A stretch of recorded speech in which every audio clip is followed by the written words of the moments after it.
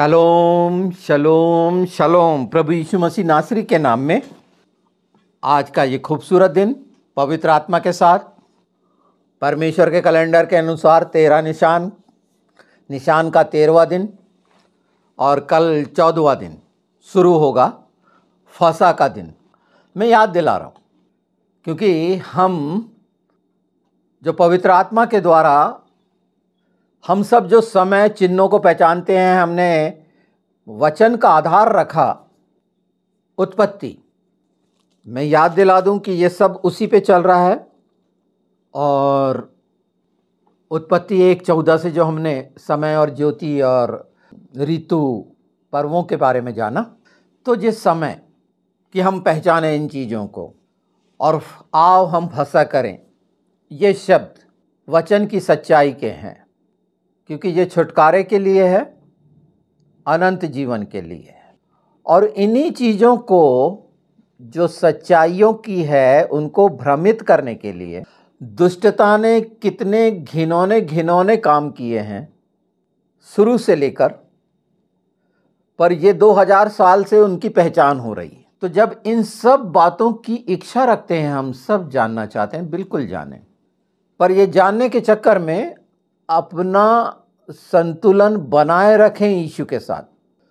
वो झूठ का तराजू और बटकरे के बारे में मैंने बता चुका है कि ये नाप के निश्चित करने वाले आप हैं कि वो बैलेंस आप बना के रखना चाहते हैं या नहीं, इसके लिए आप स्वतंत्र हैं।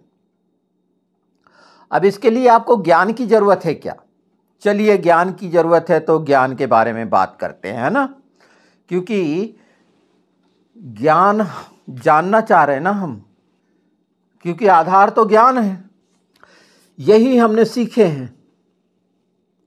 और उसका नतीजा ये हुआ, जो हमको प्रभावित कर रहा है उसे हम भूल जा रहे हैं और अपने जीवन में उन चीज़ों को पनपा रहे हैं। तो पौलुस इस विषय पर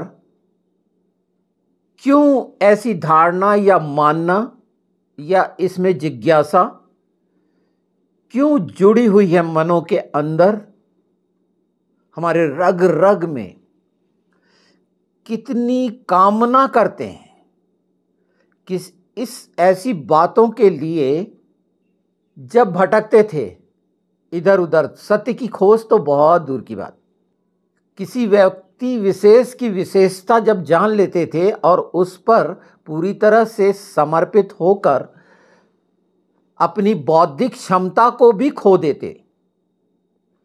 बुद्धिमान होने वाले क्यों उस आकर्षण में किसी व्यक्ति के जो झूठा है, ये सब निकल के आए। आज एक बात और अच्छे से समझ ली, ये संसार के जितने हैं सब मूर्ति पूजक हैं। हाँ, इसको समझने का नजरिया क्या है वही मैं बता रहा हूं। प्रभु यीशु ने कहा कि जो पाप करता है वो पाप का गुलाम है। प्रभु यीशु का विरोध करे थे ना, यहूदी बोल रहे थे हम अब्राहम के हैं और हमको क्या स्वतंत्र होने की जरूरत और ये सारा कुछ। तो कैसी कैसी मूर्तें आपने बना रखी हैं। कोई भी चीज आकृति बनाने में मनुष्य नहीं चूकता क्योंकि कल्पना है, भावनाएं हैं, और ये उसके लिए नुकसान का कारण होती है। ये बहुत ज़्यादा लंबा समझाना मुझे ना कहीं से भी ठीक नहीं लगता, और ये आप अच्छे से जानते हैं। तो इनसे पीछा छुड़ाइए, इस बहस से भी पीछा छुड़ाइए और अपने आप को चेक करिए। आप स्वतंत्र हुए कि कौन सा नाप आप रखना चाहते हैं, अपने लिए क्या चाहते हैं। तो ये सब बातें क्यों आ रही हैं, इसी बात को पौलुस प्रेरित ने पहले कुरिन्थी में हम देखते हैं। जो बातें हैं हमने उसका एक जो सार जाना है, उसका पहला कुरिन्थी का तो चलिए सुनते हैं, है ना? थोड़ा सा पढ़ता हूँ। पहला कुरिन्थी उसका 2 अध्याय का पहले पद से। हे भाइयों, जब मैं परमेश्वर का भेद सुनाता हुआ तुम्हारे पास आया तो शब्दों या ज्ञान की उन्मत्तता के साथ नहीं आया, क्योंकि मैंने यह ठान लिया था कि तुम्हारे बीच यीशु मसीह वरन क्रूस पर चढ़ाए हुए मसीह को छोड़ और किसी बात को न जानूं। मैं निर्बलता और भय के साथ और बहुत घबराया हुआ तुम्हारे साथ रहा, और मेरे वचन और मेरे प्रचार में ज्ञान की लुभाने वाली बातें नहीं, परंतु आत्मा और सामर्थ का प्रमाण था, इसलिए कि तुम्हारा विश्वास मनुष्यों के ज्ञान पर नहीं परंतु परमेश्वर की सामर्थ पर निर्भर हो। ये एक संदेश छोटा सा। अब 6वां पद बहुत मुख्य है, इसका ध्यान दीजिए, ये असाधारण है। फिर भी सिद्ध लोगों में हम ज्ञान सुनाते हैं। अब ये तो कठिनाई हो गई, सिद्ध लोगों में ज्ञान सुनाना। ये वो ज्ञान नहीं जो ऊपर से उतरता है, ये जो सिद्ध बने हुए हैं संसार शरीर के ज्ञान के, शारीरिक लालसा और प्राण पर निर्भर होकर अपने आप को शक्तिशाली बनाने वाले, ज्ञानवान बनने वाले, जो वंचित हैं स्वर्गीय ज्ञान से, रहित हैं, संसार की दृष्टि में सिद्ध हैं। सिद्धता की भी पहचान जान लीजिए, है ना। आत्मिक जनों को पहचानना है और सिद्ध होना है। बाइबल में एक जो मसीही सिद्ध है वो एक अलग बात है ना। पौलुस ने इस बात को बहुत साफ साफ लिखा है कि उस दायरे से गुजरता है, वो उस दुख की अग्नि से गुजरता है। और उस सच्चाई, दुख की अग्नि साधारण शब्द लग रहा है आपको? एक इंसान शारीरिक संसारिक दुख, अभाव की कमियां में जो दुख उठाता है, आप शरीर के भूख में, रोटी के लिए, प्यास में, पानी के लिए तड़प जाते हैं, एक बूंद। क्या आत्मिक भूख प्यास वचन के लिए वो तड़प है आप में? ये आपकी पहचान हो गई, नम्रता की, दीनता की और कठोरता की, बिल्कुल साफ साफ। आज मैं सिद्धता के वो विषय पे बता रहा हूं जिसे छुआ नहीं गया है। यहां सिद्धता को, जो सिद्ध है उसको ज्ञान सुनाना। क्यों? कौन सी ऐसी बात है जिसके कारण ये बात बोला जा रहा है? और इसी के पहले 1:18 में जाएंगे हम, जो पवित्र शास्त्र में लिखा है। तो साफ साफ लिखा है क्रूस की कथा क्या है। लिखा है, मैं पढ़ देता हूं। क्योंकि क्रूस की कथा नाश होने वालों के लिए मूर्खता है, परंतु हम उद्धार पाने वालों के लिए परमेश्वर की सामर्थ है। क्योंकि लिखा है, मैं ज्ञानवानों के ज्ञान को नष्ट करूंगा और समझदारों की समझ को तुच्छ कर दूंगा। कहां रहा ज्ञानवान? कहां रहा शास्त्री? कहां रहा इस संसार का विवादी? क्या परमेश्वर ने संसार के ज्ञान को मूर्खता नहीं ठहराया? आज हम इसी बात को, जब हम ज्ञान की बात कर रहे हैं तो सिद्ध की बात देख लीजिए। और सिद्ध को ज्ञान सिखाया जा रहा, वचन का ज्ञान, वो समझ मिली है वो ज्ञान से। पर यहां पर एकदम साफ है कि मूर्खता जुड़ी हुई है। इस विषय पे ध्यान दीजिए ना, क्योंकि चौंकाने वाली बातें हैं और सच हैं, असाधारण है, कहीं नहीं पाई जाती, मनुष्य के चित्त में आई है, ना समझ में आई है। हमारे सामने जो सांसारिक भाषा का एक शब्द आ गया सिद्ध, तो हम उसको महापुरुष समझ लेंगे। नहीं, ये सिद्ध जन है। क्या सिद्ध है भैया? मसीही जो सुसमाचार है, जिसमें सामर्थ है। क्यों बोलते हैं? क्योंकि वो सच्चाई निहित है, चाहे वो एक शब्द हो या पूरा सेंटेंस हो, पूरा अध्याय हो, या उत्पत्ति से लेकर प्रकाशित वाक्य तक हो। वो हर जगह, हर बिंदु पर सच है, प्रमाणों के साथ है। आप तथ्य तथ्य तथ्य कहते हैं ना, तथ्यों के साथ है, ऐतिहासिक प्रमाणों के साथ है। तुम्हारे सिद्ध, जो मनुष्यों के सिद्ध, वो सब में हो सकते हैं। जितने धर्म जाति मनुष्य ने बनाई है उसमें सब हो सकते हैं। क्रिश्चियन में हो सकते हैं, हिंदूज में हो सकते हैं, मुस्लिम में हो सकते हैं, वो बौद्ध में, जैन, आपने जितने बना लिए हैं, जो जो बनाए हैं, वो सब में हो सकते हैं। पर वो सिद्ध नहीं है, क्योंकि उनका उद्धार नहीं है। सिद्धता उद्धार पर है, और उद्धार के लिए किसी के पास कुछ नहीं है, कुछ नहीं है बेचने के लिए। ये बेचने खरीदने वाले डाकू हैं ना। और वही स्वभाव अगर एक कलीसिया में अगवे और भेड़ों का बन जाए, तो अगर अगवा ही इस तरह का है तो भेड़ें भी वही करेंगी खरीदने बेचने की। वचन की सिद्धता प्रेम पर निर्भर है। जिसके जीवन में यीशु है वो सिद्ध है हर बात से। वो न मन से बहक सकता, न किसी चीज की लालसा लुभा सकती। यहां मजबूरी में बोलना पड़ रहा है पौलुस को कि मेरी लुभाने वाली बात नहीं। कि लुभाने वाली बातों के शौकीन होते हैं ना, चिकनी चुपड़ी बातें हमारे लिए अच्छा कहा, आहा मन में बहुत अच्छा लगा, कितनी अच्छी बात थी, बस वहाँ जाके ख़त्म। और अगर उस हिस्से को खरोच दिए जो गैंग्रीन का है, मवाद का है, नहीं नहीं नहीं नहीं नहीं, वो कठोर बात है। तो ये दोष है नहीं, मनुष्य कमज़ोर और निर्बल है, वो चाहता है, इसीलिए तो प्रेम ठहराया गया। और इसीलिए प्रभु मैं बार बार एक हिस्से को बोल रहा हूं कि अपना तमाम बोझ वो लेना चाहता है, दे दो ना, उसने हमेशा के लिए ले लिया ना तुम्हारा। अगर तुम भूत भविष्य वर्तमान पर विश्वास करते हो, इन समय पर बंधे हुए हो, मान लो, तो वो सब क्रूस पर अपने ऊपर ले लिए ना प्रभु यीशु ने। विश्वास नहीं हुआ, विश्वास नहीं हुआ ना, जिंदा हो गया कहते हो, विश्वास हो गया होता तो ये भी समझ लेते कि आज जो कुकर्म अधर्म हो रहे हैं वो लिए जा चुके हैं, मेरा उद्धार नहीं हुआ। ये बात कुछ अटपटी लग रही होगी, पर आज हम ज्ञान सिद्ध मूर्खता पे है ना, और आधार इसका पहले से निश्चित है। और उसके साथ हो जाना, उसका कहना मानने वाले, तो अदन में ले चलता हूं आपको। अब अदन के बगीचे में चलेंगे हम, बहुत अच्छे, सारा कुछ ऐसी तो चाहते हैं ना अदन का बगीचा। एक बगीचे में घूमने से कितना अच्छा लगता है, मन को बहुत अच्छा लगता है। चलिए अदन में देखते हैं, बहुत सारे पेड़ लगे हुए हैं। अब भले और बुरे के ज्ञान का भी एक पेड़ लगा हुआ है, और उसमें फल भी हवा को बहुत ही शानदार लगा, बड़ा सुंदर था वो। डेफिनेटली सारे फल सुंदर होते हैं, पर उसको वो कुछ ज्यादा ही लग गया। ज्यादा क्यों लग गया? क्योंकि शैतान ने उस पर दृष्टि कराई।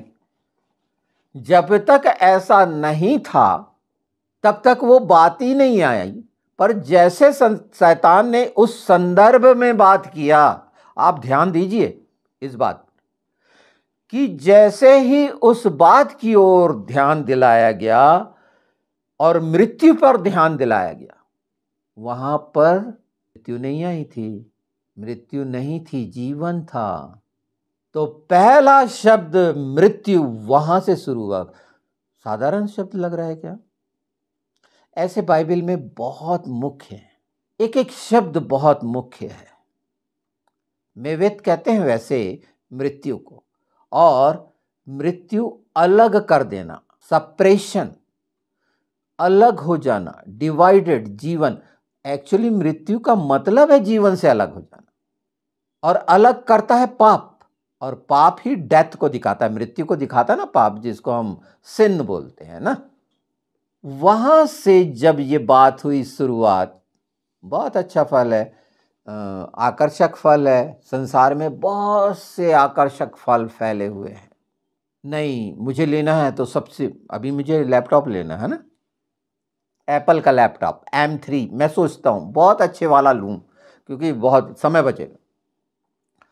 अच्छा फल, बढ़िया आकर्षण, चाहे वो पता चला मैं पुराना जो सिस्टम है उसमें भी कर रहा हूँ, समय लग रहा है, पर ये मैं आपको एक उदाहरण दे रहा हूं। इस फलों की लालसा में प्रत्येक इंसान अच्छा लगता है ना, वो चाहता है बेस्ट, और अगर वो बेस्ट चाहता है तो क्या गलती है? और मैं तो चाहूंगा ही, और सर्वोत्तम चाहूंगा, मेरा बाप देगा, आज नहीं कल देगा, देता है दे, ना देता है ना दे, पर मैं तो उसकी बड़ाई करूंगा, और कर रहा हूं जो आपके सामने बैठा हूं, और इस बात को बताते हुए कि फल पर आकर्षित होने वाला सारा संसार है। और इसी बिना पर, इसी बात को समझ लीजिए यहां से मूर्ति पूजा शुरू है। कौन बचा? कौन बचा? एक आध। उसके बाद बचे कुछ नहीं ना। इसलिए तो पाप की पैदाइश, इसलिए वो क्रूस है कि हमको तमाम बातों से निकाल कर अलग कर देता। आपको एक बात बताऊं, अभी जो, क्योंकि लाल बचिया का चल ही रहा है तो उसमें एक बात हिस्सा कर देता हूं। जब डीएनए टेस्ट हुआ, लेवी जो याजकों के हारून से रिलेटेड परमेश्वर ने जो रखा, उसमें 20 लड़के अभी निकाले गए हैं। 200 तो याजक तैयार किए गए लावी के, उनका डीएनए टेस्ट करके। पर वो 20 जो हैं उसी बचिया की तरह निर्दोष, निष्कलंक, जिन्होंने वचन और व्यवस्था के अनुसार पूरे कार्य किए हैं, वो बच्चे 20, जिनका उपयोग होना है बलि के लिए नहीं होना, बलि में साथ होने के लिए। 200 का दशमांश है वो 20, नहीं तो आप सोचोगे कि 20 क्यों रखा गया। क्या इसमें समझ में आ रहा है? कुछ आया है क्या? बिल्कुल आया होगा। अपने अपने विचारों से कई आया होंगे, अभी 50 लोगों की सुने होंगे तो और भी आया होगा। पर प्रभु यीशु ने ठहरा दिए कि सब पाप की पैदाइश हैं। अब तो और अच्छे से समझ में आ गया होगा कि जिनकी तारीफ हो रही है कि 20 वो शारीरिक दृष्टि से, मानसिक दृष्टि से, संसार की दृष्टि से निर्दोष, निष्कलंक हैं। बिल्कुल ठीक है। पर जो खून उनमें बसा हुआ है, वो अदन में जो पाप हुआ था, वो लालसा के साथ। आज मैं आपको साफ बता दूं कि इस समय अगर इन्हें पहचाना जा सकता है, मैं तो पहचान लूंगा। क्यों? क्योंकि इसकी समझ मिली है। क्योंकि अंदर तो उथल पुथल चल रही है मन में। शारीरिक दृष्टि से सारा कुछ बहुत अच्छा लग रहा है लोगों के बीच में, ठीक है। एक इंसान के जीवन में अगर अपोजिट सेक्स के लिए प्रेम नहीं पैदा हुआ तो वो कैसा है? सोचिए ना, सोचिए। एक मनुष्य का, पुरुष के लिए स्त्री, स्त्री के लिए पुरुष, हाँ, जो बनाया गया है, ठीक है। एक स्वभाव को कुचलने का काम मनुष्य करता है और बोलता है वो सिद्ध हो गया। नहीं, ब्रह्मचर्य। कैसा वाला? शरीर वाला और आत्मा वाला। यीशु ने कहा आंख से भी देखते हो तो पाप कर लेते हो, व्यभिचार कर लेते हो। वो भूल गए। इसीलिए अब समझ में आ गया होगा कि यहाँ के जो सिद्ध कहलाते हैं वो सिद्ध नहीं हैं, क्योंकि संसार और शरीर हर समय डिवाइड अलग है। तो ये खूबसूरत चीजें जो मूर्खता को समझाने के लिए हैं, बाइबल के अनुसार, मैं आपको मूर्ख नहीं कहा, मैं बिल्कुल नहीं कहूंगा। बुद्धिमान बनिए, बहुत बुद्धि मांगिए, समझ मांगिए, बल्कि बुद्धि और प्रवीणता मांगिए। बल्कि मैं कहता हूं यशायाह 11 की पूरी 7 आत्माओं को मांग ली और मांगते रहिए, प्रभु यीशु के नाम में मिलेंगी। पर अगर संसार के फलों का आकर्षण है, मृत्यु का है, वो काई लगे फल हैं। जितनी भी चीजें हैं संसार काई है। काई, घर में काई कितनी बदबू करती, काई काई काई। खूब बारिश होती तो काई लग जाती है ना, ऐसा ही है। बहुत ज्यादा जब हो जाता है ना, काई लग जाती है। उसी को खरोच के निकालना हो सकता है तो निकालिए इसको।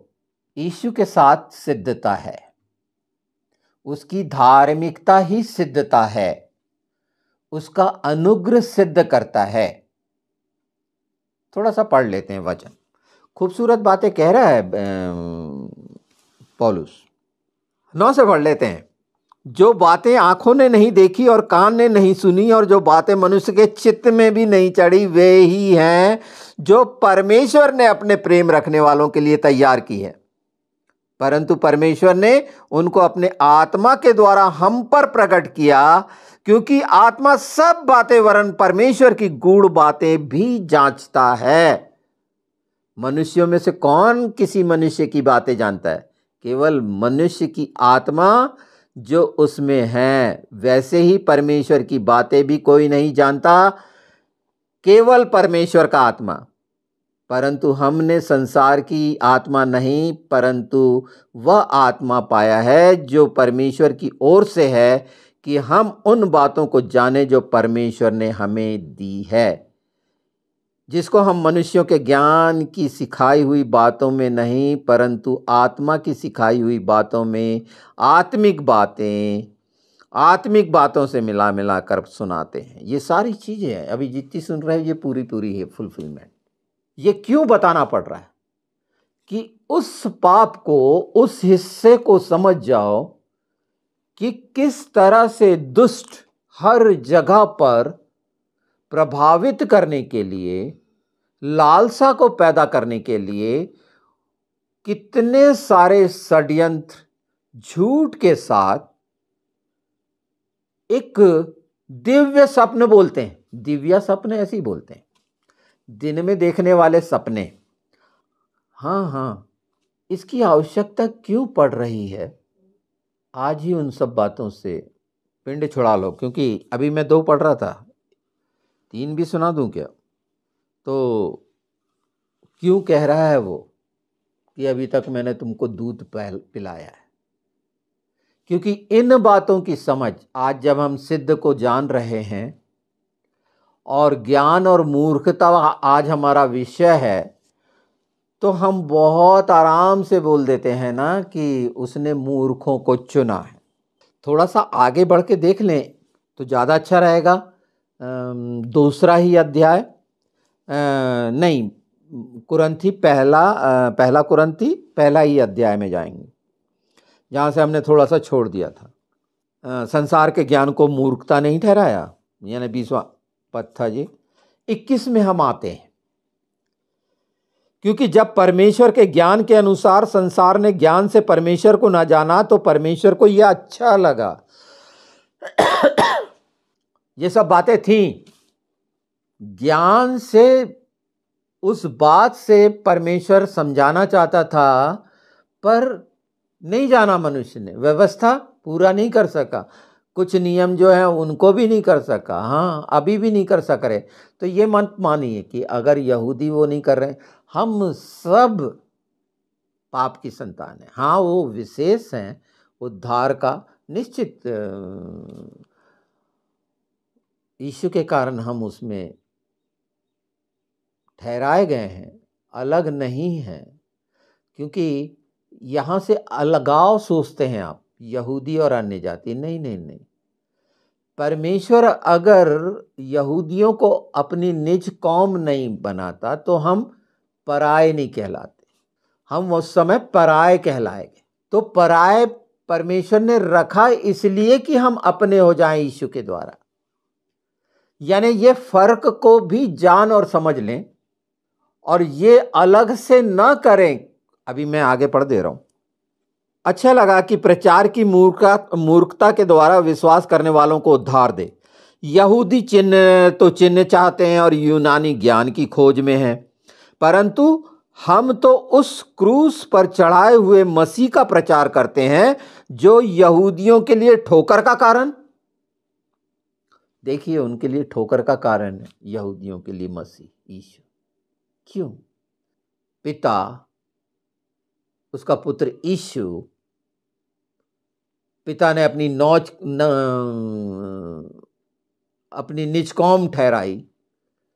यहूदा से परमेश्वर का बेटा आया, यहूदा का बब्बर, जो यहूदियों के लिए सारा कुछ है ना। और यहां लिखा हुआ है उसको ठोकर का कारण ठहराया। क्यों?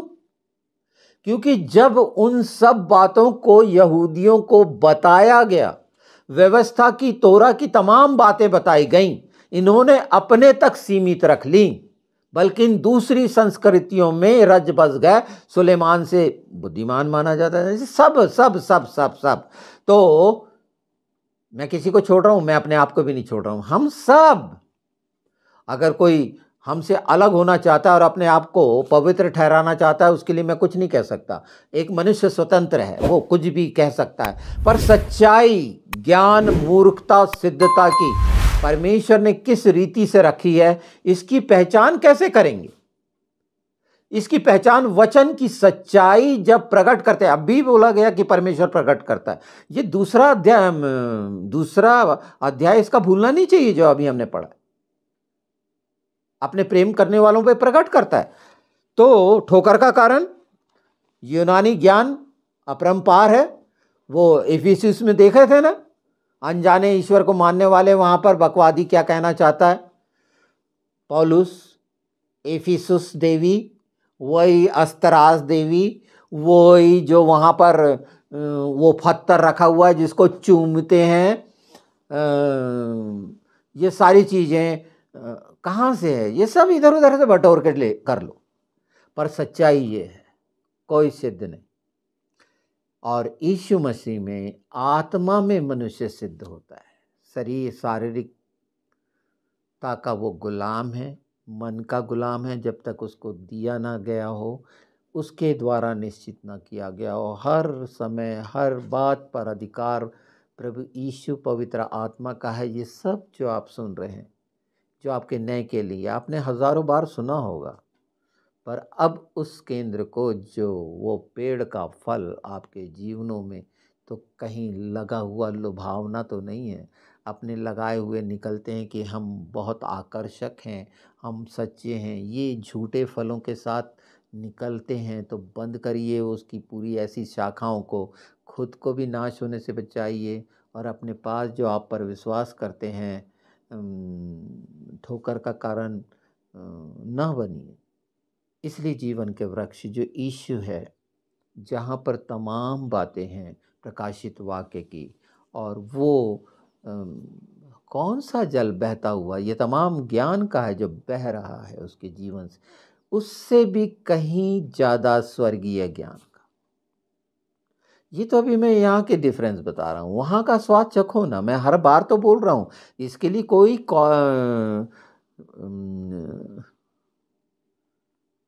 किसी तरह के उसने मूर्खों को चुना है। क्वालिफिकेशन की कोई ज़रूरत नहीं है यहाँ पर कि आपसे कोई सर्टिफिकेट मांगेगा।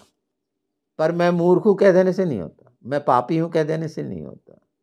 सच्चाई से अपने दिमाग का अलग रखते हुए वचन की सच्चाई को मान लेना। जब हम ये मानते हैं तो जो विश्वास योग्य प्रभु यीशु है, वचन है, उसकी सामर्थ काम करती है कि हम उसमें बने रहें। विश्वास का मतलब ये है कि हम उसमें, यीशु में बने रहें, यीशु हमारे साथ रहे। और विश्वास और कौन सा है?